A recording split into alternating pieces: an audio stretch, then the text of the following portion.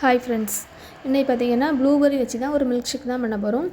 இது வந்து டேஸ்ட் வந்து நம்ம திராட்சை பழத்தோட டேஸ்ட்டு அந்த டேஸ்ட் தான் கொஞ்சம் இது வந்து இருக்கும். கலர் மட்டும் கொஞ்சம் வந்து லைட்டான ப்ளூ கலரில் வந்து இது வரும். டேஸ்ட் வந்து சூப்பராக இருந்துச்சு.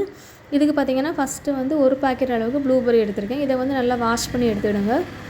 இது வந்து 125 கிராம் அளவுக்கு இருக்கும்.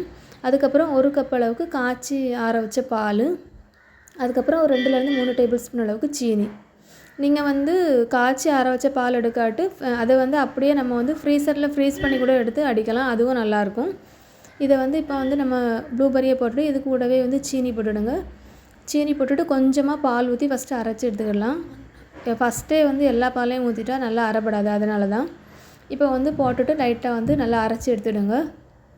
இப்போ பார்த்திங்கன்னா நல்லா வந்து அரைச்சி எடுத்தாச்சு. இதுக்கப்புறம் நம்ம வச்சுருந்த மீதி பாலையும் இதிலே ஊற்றிக்கிடலாம். ஊற்றிட்டு நல்லா வந்து ஒரு நிமிஷம் நல்லா வந்து அடித்து எடுத்துடுங்க. அப்போ நல்லா சூப்பராக நம்மளுக்கு வந்து கிடைக்கும்.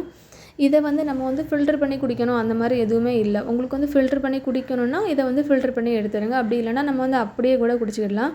இதில் வந்து வேணும்னா ஐஸ் மட்டும் போட்டுக்கிடலாம், நல்லாயிருக்கும். கண்டிப்பாக வந்து ட்ரை பண்ணி பாருங்கள். வீடியோ பிடிச்சா லைக் பண்ணுங்கள், ஷேர் பண்ணுங்கள், கமெண்ட் பண்ணுங்கள், சப்ஸ்கிரைப் பண்ணுங்கள். தேங்க்ஸ் ஃபார் வாட்சிங்.